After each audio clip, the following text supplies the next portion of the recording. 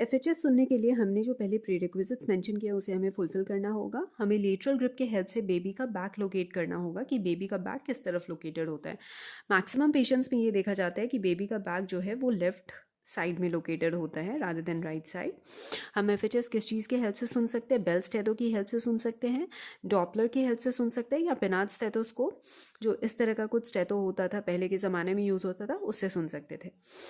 केफालिक और breech presentation में एफएचएस जो होता है most commonly left scapular region में सुना जाता है, और मोस्ट कॉमन पोजीशन जो होता है फीटस का बैक का लेफ्ट साइड होता है। तो लेफ्ट स्पाइनो अम्बिलिकल लाइन में हमारा एफएचएस सुना जाएगा।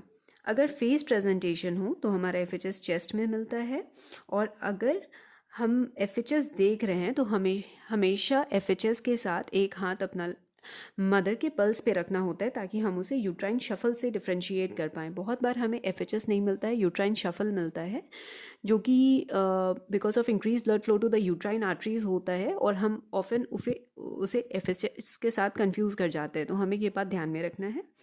दूसरा, जब भी हम एफएचएस देख रहे हैं तो हमें क्या क्या चीज़ें मेंशन करनी है कि पेशेंट में हमें एफएचएस मिला है या नहीं मिला है, एफएचएस का मोस्ट कॉमन साइट क्या है, एफएचएस का रेट क्या है, और रेगुलरिटी क्या है।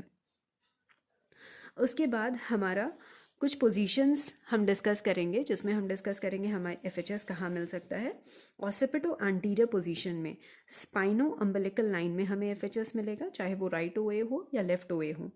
अगर ऑसिपिटो ट्रांसवर्स पोजीशन है, सपोजिटली हम कंसिडर कर रहे हैं कि हमारा बेबी ऐसे ट्रांसवर्स पोजीशन में है और हम यहाँ कहीं एफएचएस मिलेगा, तो ये हमारा स्पाइनो अम्बिलिकल लाइन से और लेटरल मिलता है, तो हमें मिलेगा वो lateral to spino umbilical line.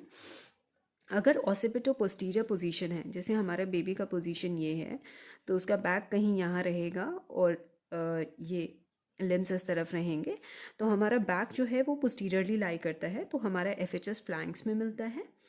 Breach में हमारा ब्रीच अगर वेल फ्लेक्स्ड ब्रीच है तो उसका एफएचएस अबव अम्बिलिकस मिलता है, और अगर फ्रैंक ब्रीच है तो उसका एफएचएस बिलो अम्बिलिकस मिलता है।